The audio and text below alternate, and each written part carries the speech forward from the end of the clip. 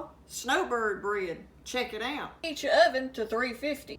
1.5 cups of milk, 1 cup of all-purpose flour, 1 cup of cheddar cheese, 1 tablespoon of olive oil, 1 tablespoon of baking powder, 1 tablespoon of cornstarch, 1 tablespoon of powdered sugar, and 1 egg. Our milk, our flour, our cheddar cheese, cornstarch, our powdered sugar, our baking powder, olive oil, 1 egg.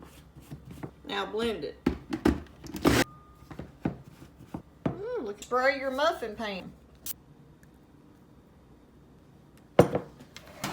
Now bake it. Now set your timer, bake it for 30 minutes. Now let's check them.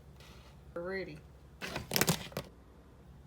Ooh, that's gonna be good, y'all. Y'all need to give these a try. Fast, easy, and delicious. Thanks for watching.